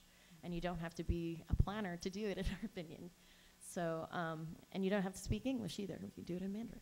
So those are ways in which what happens in our galleries, what happens outside of our galleries are quite intertwined. But like the long-term project, you won't see all of it unless in any one place or one time. Yeah, I wanted to answer also, if it's possible. So basically, I think there are a few things, in my case specifically. First of all, I think these kind of long-term social projects, they have two states, the status. One is active and one is non-active or inactive. So I think what happened oftenly is that art institutions want to show an active status in an unactive setup, where what is activating the piece means having an educational process for people to understand the piece, but then you remove what is the experience of the piece. So I think I am with performance, more oriented towards redo, even if it's smaller scale, a smaller time frame, something that happened so people can go through it and experience it the way it actually was. So the other thing is how you transform experiences. Because the same experience can be extremely kitsch, extremely pathetic, extremely moving, extremely controversial, the exact same thing. Like the phrase, the little story I did about the person I went with to meet the husband at the prison has many different layers in what experience mean. And the problem is that sometimes institutions want to rationalize into a kind of very small bumping space for that experience to exist. Like it's only this amount of extension of, explanation or whatever. So I think that's very problematic because then you cannot control people's reaction to something they experience. So that's a problem when you go into an institution. The other thing is that when you do something in an institution that is an art institution, it is very, like as you said, Larissa, it is understood that you're creating a reference to a history of that practice. And you know what? When you do social art for real, you don't care if you're an artist. You're just happy. And yes, that's what Fluxus says, artists, just be happy. But it's hard for people sometimes to understand that it doesn't matter if you're an artist when you're doing that work. You're just a human being understanding a different dimension of your activity, and understanding all your training in a different way. So I think this is a problem when you're trying to readjust that to a history of a practice that really don't belong to social art the same way, because those museums, those institutions are being constructed and have a history of something that came out of, I don't know, like the religious practice where you have to paint something for people to look at it and react to something. And you know what? Social art is not to look at, is to appreciate, which is the origin of art, but whatever. Like I feel like social art is not to look at something, but you have to appreciate. And you only appreciate through doing it. You don't sit down and say, wow, look at that immigrant coming in, amazing. You have to be there and say, what, do you need help? Like, come in. Or it's not always help. Sometimes it's just sitting down and having fun, So I think it is important to understand that when you translate that into an institution. That's why I like the idea of Creative Commons, something that maintains some sort of identity, but is open to new forms and new ways of developing. Because social art is very unstable form, and institutions try to stabilize form. And that's also another problem of adjustment sometimes, I think. I think that's a good point. I think you spoke really beautifully in your presentation to the degree to which let's say the public programming already fed back, into your work with the Immigrant Movement International, that this had become, in effect, sort of inseparable and was driving what was going on there. But I asked the question, I guess, is to wonder whether, as Larissa put it, the sort of archaism of the institution might not have some other type of contemporary function, even if it were to, speak back to that institution, with a particular critical end. And I guess it was prompted in part by the fact that you do work as an artist in the gallery at times, yes? So this is not, and you cast that as almost like a first moment of a certain type of practice that was tested and moved out. And so I was wondering why there wasn't a similar type of feedback into that institution, why it was read as a departure. I mean, I guess that was, I think you said that the short-term project where you used the gallery space as a way of testing something that was then realized, through the social art practices. And so I guess, maybe I'm being overly dialectical here, but wondering whether there wasn't some, conception of that work. And of course it does through its, the modes of its reception, through magazines, through, other curators, bringing your work to bear. I mean, so it's certainly the sort of other apparatuses of the art world and its sort of institutional functioning already do that for you. I was just wondering whether I guess there was a type of self-consciousness in your relation to. That's a tough one. Okay. I don't mean to be a no, tough no. question. I'm just trying to really. It's okay. You can criticize us here. Yeah. It's fine. You can No, do I don't institutional care. But I have to say something that is, to be completely honest. Yes. What happened in the project is like once I put the sign, Immigrant Movement International, I panicked. I was the happiest person. Like, oh my God! After 5 years waiting for somebody to say yes to this project, now I have the sign up, and I was immediately like, fuck! Now I have to do something because people are going to come here with some real expectation of something. And then this is the moment where the project shifts. Yeah. And I have to be honest, like, I had a panic attack kind of, and Queens Museum rescued me in the sense that they gave me a lot of things they already were planning to do in terms of like community stuff, like literally, like maybe, like everything, like the paper orchestra, the New Yorkers had classes in the Incredible like, context for that yeah. work. Yes, So basically, I was like a parasite at that point. So I was like just saying like, oh my God, I want more programming. Like, what else are you doing? Like, oh, do you want to do that? They were like throwing me stuff, and I was also a parasite because I was profiting from many years of cultivating the elected officials. So I get into, for example, Larissa Ferreira's office, and she opened the doors for me to be shadowing her, or Daniel Drum, or all these people. So I think that was awesome. So, so I think it only could happen if you had somebody who had invested in the community at that level. That's why when Creative Time told me to do it, first I said no. But then after they convinced me, I went to talk to Tom just to ask for advice. And he was like, no, you have to do it in Corona. And then I was like, of course, it makes total sense that they are part of this. So it's a balance, because if I do it only with Creative Time, it will be too arty stuff. Yeah. Like it is true. Nobody comes from certain side of the art world. And if it's, no offense, if it's Queens Museum alone, it will be too community. So I think it will be perfect to have the balance for me, because I feel exactly in the middle of those. And which raises some really interesting questions about where it might move, when you mentioned that it, in effect, is a project that could move to another site. I mean, I think this is... but I'm traumatized. That's my moment of trauma about that. Okay, so we won't mention that, but we'll open up because I really feel like I want to stay, like, long. Can I just say one thing? We do have some folks from Queens who know quite a bit about Corona here in the audience. There's someone from Alianza Ecuatoriana, there's a journalist. I have from Queens. Yep. I'm a member of Community Voice Week for the past 15 years. I chair the Immigration Year Committee at the level of Community Voice Week, which takes in the Corona, chapter and installment.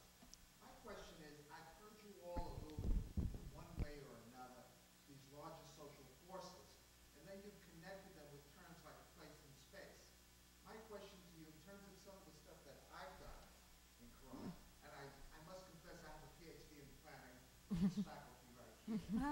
So I'm approaching this as an urban planner. Two things. Number one, in terms of these critical cultural practices that you've all mentioned, one of the things that I haven't heard anyone directly address is the whole transnational character of these social formations, and how these transnational kinds of your relationships both impinge and frame these hybrid cultural practices that get played out both in these places and spaces in Corona as in the country of origin. That's number one. Number two, to ground this in a more material way, some of the things that are happening in Corona, Queens, for example, within the past few years, there's been a whole host of rezoning processes along Rose Boulevard, along the side streets, so there's been upzoning and downzoning. This will have a phenomenal impact on the built environment and the kinds of architectural formations that we see in Northwestern Queens. I was wondering if you could comment on these two things, the transnational nature of these cultural practices and the rezoning and how it impacts on the built environment. We did, do you want to talk about it? Or? Okay. We did, regarding the transnational, we did, well, first of all, I want to say that this first year of the 5-year-long or more project, I consider the educational year, because when I enter, like, oh, I'm going to do everything, and then I enter there, I'm like, the impact of what I just saw in that neighborhood, which I'm living there, too, it was like, okay, I know nothing. I have to start from scratch here. So I think that was very important. But regarding the transnational, what we have done a few events related to that. One was done by a group of artists called Ghana Think Tank, who is a group of artists who whose work, and you guys correct me if I'm right, whose work is they were also resident, no? For the Yeah, they're also part of part Corona of the Studio. Corona Studio, but they collaborated with us. And one of the things they did many things. One of the things they did is like in one of Make a Sunday movement events, which is the first Sunday of every month, they invited established residents with new arrival residents, and they put them together in the same room. And there you could see all the complicated situations that were raising, and there you could see also how more established community coming from different countries or different zones in the same country were reacting to the new arrivals, and you know, all the contradiction, all the actual prejudice they carry themselves after feeling they have been long enough and belonging more and having more you know, rights for certain things at the new arrivals. So I think that's one of the things we did. Another thing is like in my specific project, I'm interested to see what makes us equal being different. So I'm very, very, very much interested in not highlighting the, you know, the, how can you say that, the difference of, you know, the Mexicans versus Ecuadorians versus, you know, other Colombians, etc. And we have not talked too much, to be honest, in this year about what happened with reverse immigration. This is something I want to touch on next year. Like what happened with reverse immigration, what happened with the relationship between people here and the place of origin. The other thing we're doing related to transnational and so on is that we're doing an event November 4th and 5th, which is so far closed doors, think tank, where we are inviting a lot of people from the community with academics and some people from the office of some elected officials, all together to think what is the definition, what should be the definition of an immigrant in the 21st century, because it makes absolutely no sense to have that concept, to me at least. And how can we define people's experience in moving from one place to another in the 21st century, when it's supposed to be the era of mobility, right? So this is kind of for the first question. The second question about the urban planning and the changing and stuff, I'm not so much oriented. I haven't had time to look at that, to be honest. Like, I'm like, you know, it's crazy down there. So I'm like just in the real direct stuff. So I know these guys might know more about that. Just want to add one small point about what I understand from the Ghana project is that that it's a project that insists that not that Ghana will learn from Queens, but that Queens might learn from Ghana. Yeah? So it sort of insists on a much more complex dialogue than a sort of center-periphery dialogue. Mm-hmm. And I mean, I think that's really important to it.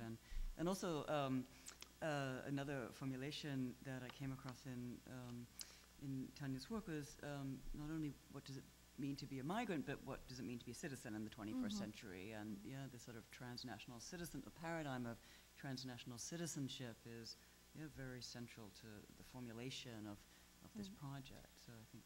Well, I think we're just kind of starting to move into the representing both sides of that. I mean, obviously a lot of our community members go back and forth quite a bit and participate in projects in both places, whether it's, you know, building projects or community development projects, or whether it's just, you know, they spend time in both places and they have family members in both places. And I think that's an aspect of the nature of the culture of the people who live around us. And we also spend time, we're starting to spend time with those communities where they are. So if we, you know, Tom is in Korea for the 7th time, because we, you know, we're trying to build this connection between the Korean community in Queens and Korea. We've done it to some extent with Taiwan. There's actually, you know, the community members themselves, like, you know, collected money. You know, we have a programming endowment. We bring people from Taiwan to, you know, performers from Taiwan through this kind of community-supported endowment, programming endowment. There's a named gallery that's going to be there. You know, so there are things like that where, you know, local communities decide they want to bring some element of their culture, their experience. You know, that's happened. In terms of the reverse, we're working on it. I have like a dream to kind of start developing a network of local media centers.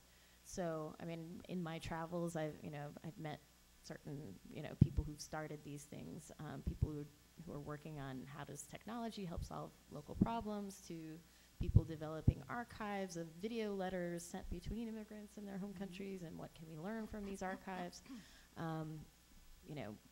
Doing video workshops both here and, and there, that talk about social issues in both places, and thinking about what resources or expertise are needed to be added to that conversation, perhaps how remittances and other funds could be, utilized towards that in somewhat kind of more coordinated fashion. These are all ideas, they're not things that have happened yet. But, I would also, about urban planning, I mean, we don't have any urban planners in-house. We're kind of learning as we go along, because we found that the space is an interesting space, for making urban experiments. And we have the panorama, and we have all of this change that's going on, whether it's point redevelopment or what have you. So it becomes this interesting laboratory. And maybe we will be the first museum with a resident urban planner. If any of you are interested in that, maybe we can write a grant together. If we have a community organizer, why not have an urban planner? I think that's, because it is, I can't pretend to have that knowledge. I'm learning kind of by having people who are designers and planners come to the museum and work with me on projects, but that doesn't substitute for training in that field, and I wouldn't want to necessarily cop to that in some senses, but I do think that there are, how can I say this diplomatically? I mean, there are disagreements that we as individuals who work for this institution and have particular values, there are differences between what we want and what politicians and elected officials might want in terms of development in the neighborhood. And we try as much as possible to kind of bring another perspective to that, because we do have the ability to have meetings with them and talk to them and their staff. But that's about as much power as we have at the moment, is to kind of be like, well, I don't know about that. We really want to preserve this character. We think this is special. We value this. Our community members use the space this way. This space is, you might not see the value in it, but provides jobs for a certain number of people, or this type of this activity is important. And, to ban it or not allow it here or whatever. We could do those kinds of things. We haven't really gotten involved in zoning, for example. If you want us to get involved, let me know. Maybe we can be. Liz, do you have anything to add to that? No, there's another question over here. Yes. And then up there afterwards, yeah. Mm-hmm.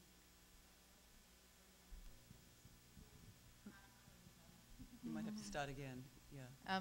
I think that you already answered the question, because you said you don't have any urban designer in your team, and I'm urban designer, and I was really wondering about the physical production of the space, because all the things you are doing that are amazing are working in a very high level in the social and political production of the space, and I really think that you are challenging the production in a kind of mental maps, redefining urban public space. And the question is about the physical space.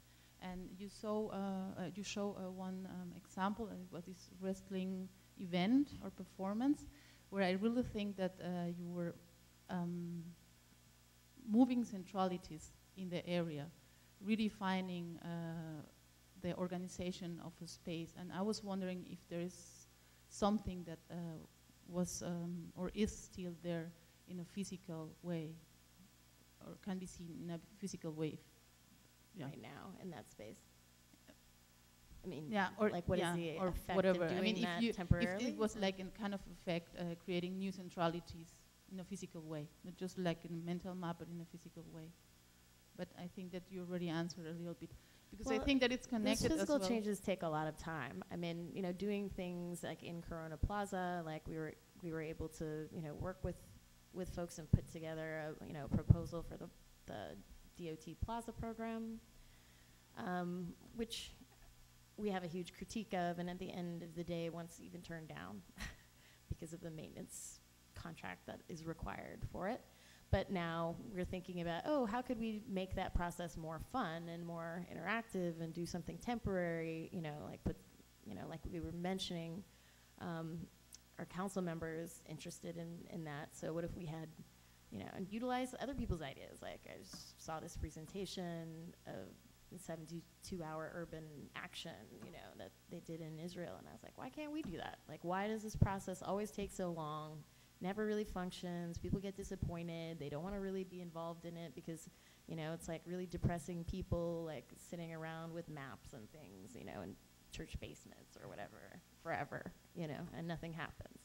I wouldn't want to get involved in that either, so like to really rethink about the time frames, have things that could be built and taken down if they don't work. Like, I'd like to see our, and get people's ideas in the community about what they want to do with it. I might think something is really awesome. Other people might think it's boring and ugly. So, how do those things coexist? How do we create flexibility in that space is something that we're thinking about. And that we hope, with Social Practice Queens, the idea of like having a group of people who would be somewhat trained in urban studies. They're still MFA students, but would have, we bring to bear, urban planners from Queens College to do studios there and think about the space, to work with community members. Like, how do we add resources that we don't have? It's a question, but I think for us, I think that'll be an interesting experiment in the future. We've just started it at this point. There's a question up here. Yeah, thank you for taking the microphone. No. Is it on?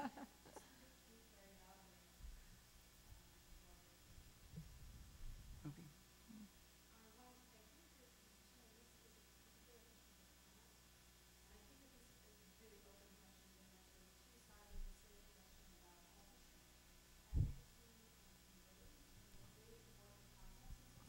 Again, authorship, what?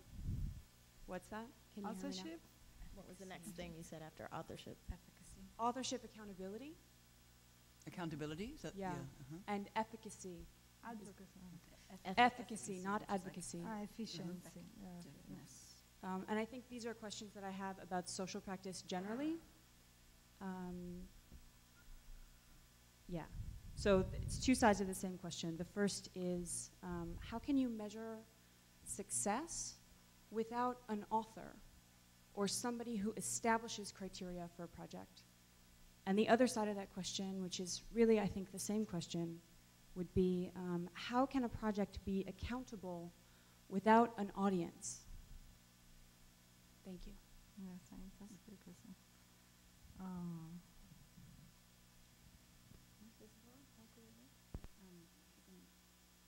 Sorry. No, that one, yes. The second one, sorry. There's no audience. There's no audience. Sí, sí, yeah. Who are you accountable to? Yeah. Yeah. Yeah. Okay. Absolutely. Okay, so this is a very good question because I'm thinking about them every day now. So there are answers in formation, let's say. So I think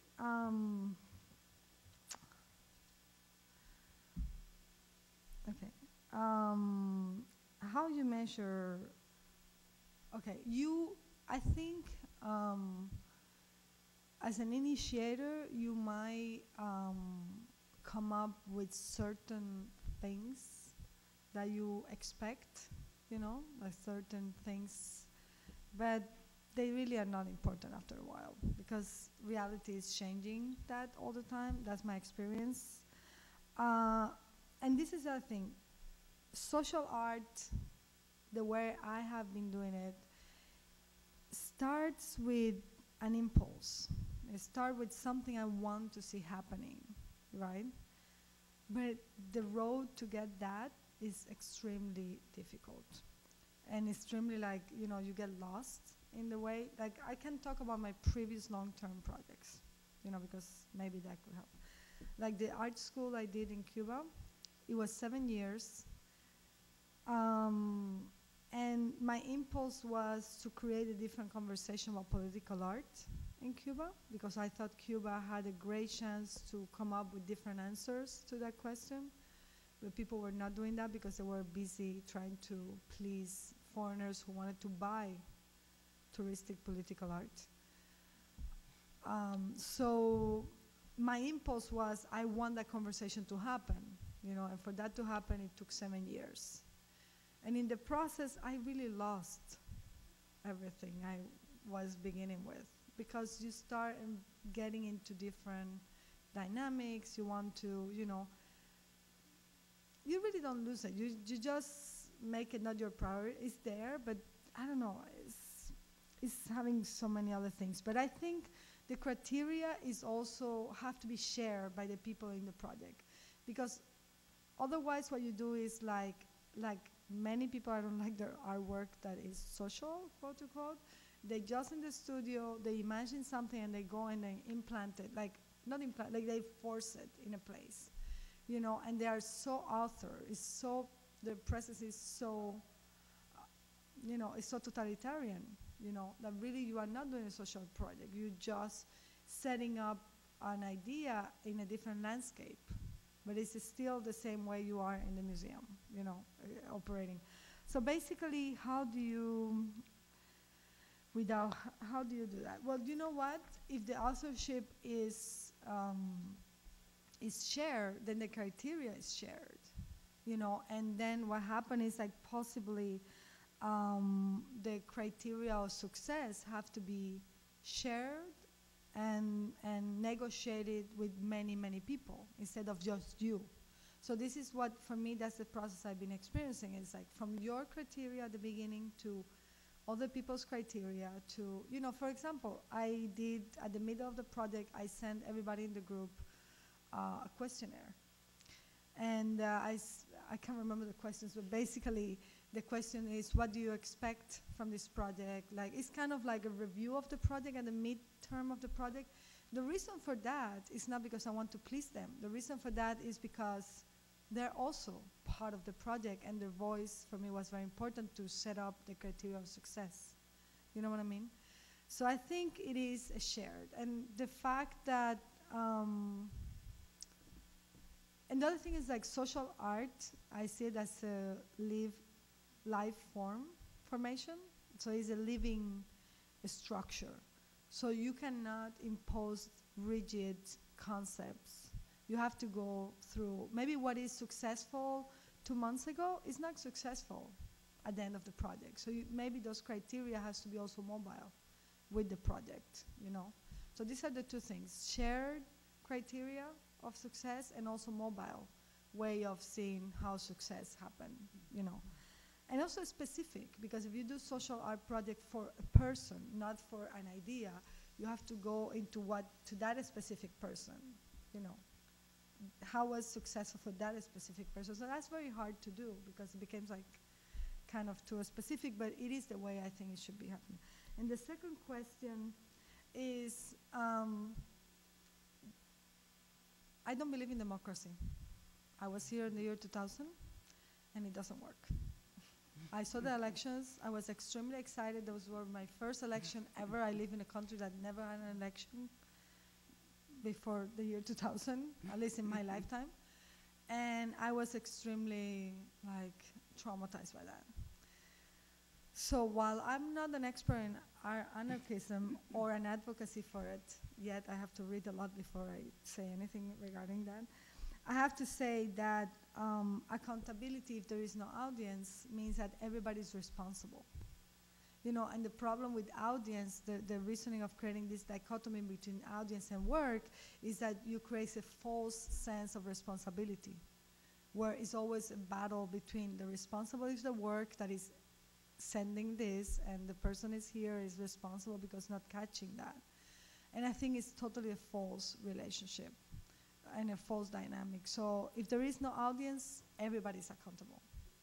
And you know what? I tell you, the other day, one person asked me, I came to Manhattan, which I don't do very often, unless I have to do something like this. One person said, hey, how's the project going? And I said, well, it's going great because, the other day I took a taxi for the airport and the guy asked me for half of the price. So instead of 25, I had to pay 12. Actually, he said 10. I'm like, no. And like, I was stupid. I'm like, no, but usually it's 25. It's like, no, for you it's 10. And that's the guy, those are the guys who are, and these are the taxi drivers who are all the time, the whole day long in front of my space, waiting for some customer, And that's, for me, that's measure of success. Our world, they don't care about that. Or other, And the other measure of success is, for example, the fact that the other day I forgot my wallet. And today I forgot my phone there. And there are 60 or more people in the space right now, having English classes. My phone is on that table where everybody pass. From the street, people we don't know, right, Elliot? People come in the street, we don't know who they are. I am so relaxed. Nor my wallet, nor my telephone had never been lost. And people we don't know come in and out. The other 2 days, I went out, I slept at the Wall Street demonstration. I came 3 days later, and the wallet was exactly where I left it. And it was like when you enter, it's there. That's the place with the computer. And that for me is a measure of success. The fact that I right now don't care. I'm not nervous. Oh my God, I have to go back and, well, it's that's a measure for success. Understanding people giving back in ways that you don't expect. So. I know there's a couple of other questions, but I think we're out of time here and might have to leave it on that fantastic note of Can I ask optimism. a favor, though? Because there are some local folks, Yeah, and I okay. think it'd be good. Do you mind Okay. if they both answer? I know they both Can had you questions. ask the Can questions you ask them both at together? the same Actually, time? you go first, and then the other audience.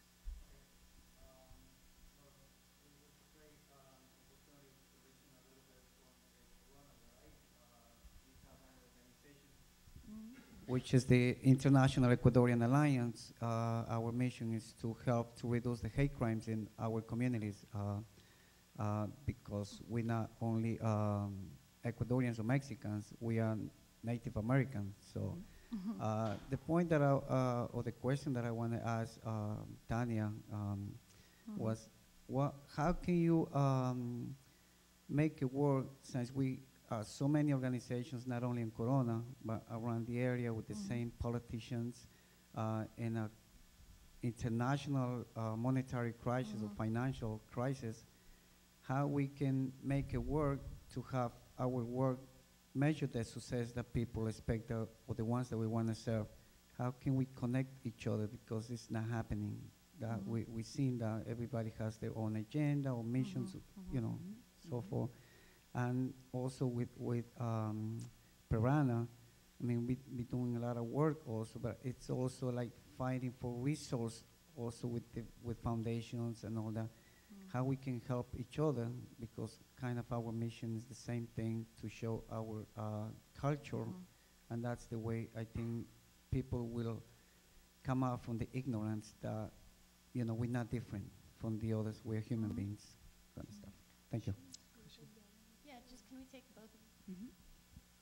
No, the other question's over Javier, here. since I have Yeah. Javier, who is Sorry. a journalist. Both questions are the same? You should take it too. You have a question too? Hello. Yeah. Oh, okay. Both questions at the same time? Yes, sorry. We're out of time, so we're going to try and... I know for me it's fascinating to be here and hear all these concepts and all this work that you have done.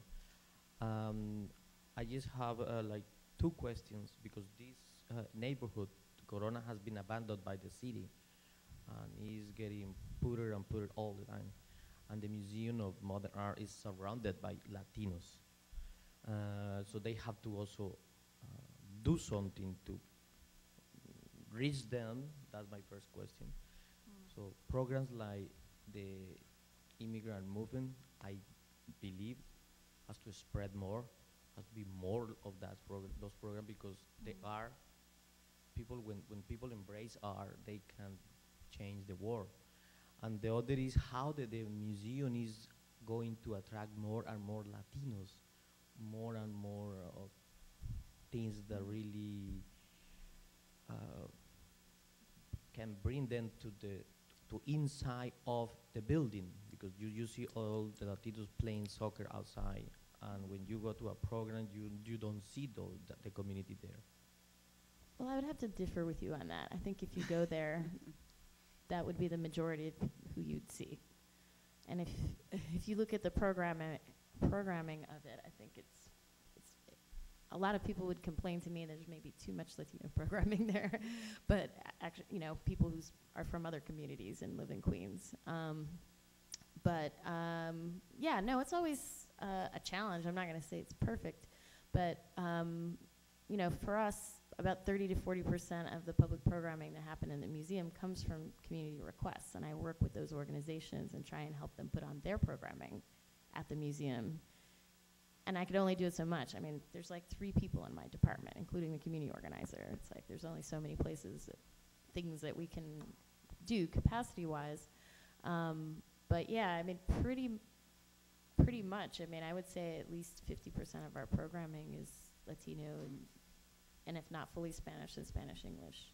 So in terms of that, and a lot of it is people asking us for space to do things, and it is a home for them, you know, to do Day of the Dead every year as a big festival.